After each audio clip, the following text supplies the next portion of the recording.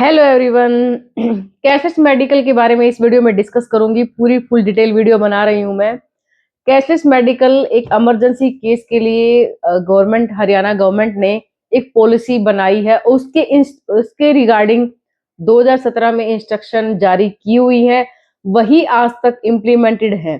तो cashless medical के अंदर कौन कौन एम्प्लॉय कवर होते हैं, कैशलेस मेडिकल कितने लाख तक की ट्रीटमेंट आप फ्री करवा सकते हैं, कैशलेस मेडिकल में कौन कौन सी बीमारियों के लिए कैशलेस ट्रीटमेंट बनाया गया है, वो भी मैं इस वीडियो में डिस्कस करूंगी।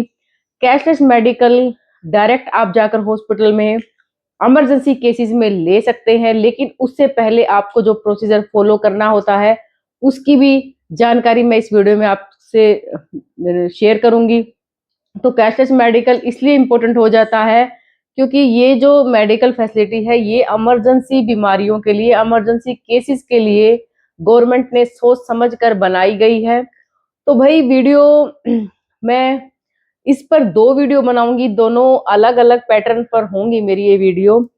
पहली इस वीडियो में सिर्फ मैं बेसिक चीजें डिस्कस करूंगी कि क्या कैसे आपको कैशलेस मेडिकल की सुविधा उपलब्ध करने के लिए, लेने के लिए सबसे पहले आपको क्या प्रोसीजर फॉलो करना पड़ेगा, जैसे कि कार्ड बनवाना पड़ेगा, क्या क्या फॉर्मेलिटीज आपको उसके लिए रिक्वायर होंगी, तभी आप एक कैशलेस मेडिकल की सुविधा ले सकते हैं।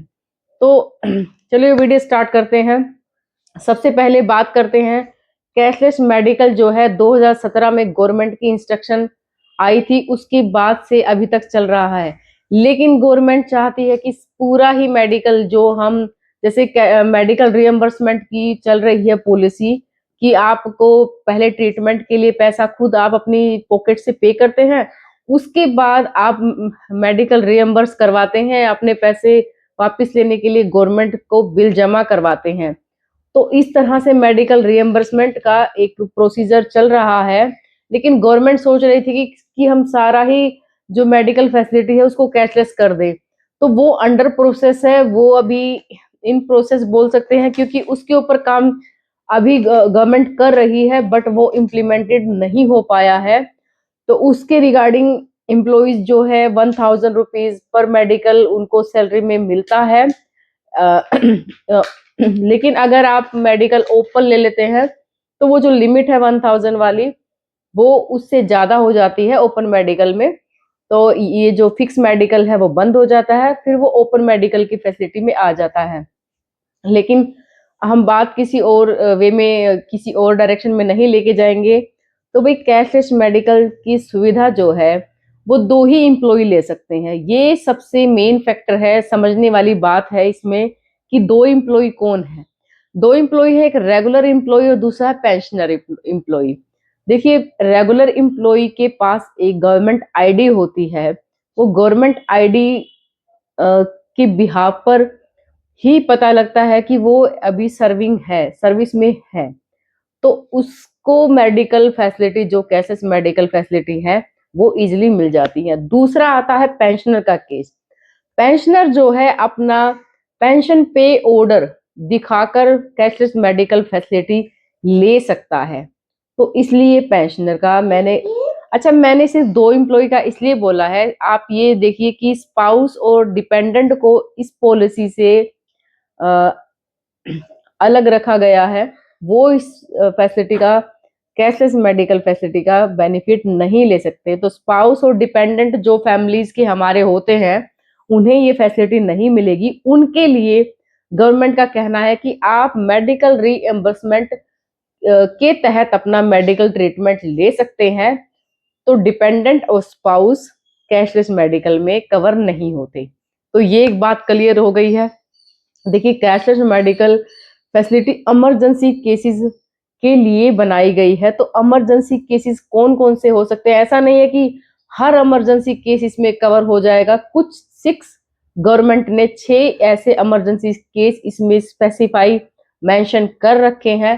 तो सिर्फ उन केसेस के अ, अ, उन केसेस में ही आप जो है कैशलेस मेडिकल फैसिलिटी ले सकते हैं। तो भाई कैशलेस मेडिकल कितने लाख तक का ले सकते हैं? देखिए, आप कैशलेस मेडिकल सिर्फ 5 लाख तक की अमाउंट का ले सकते हैं।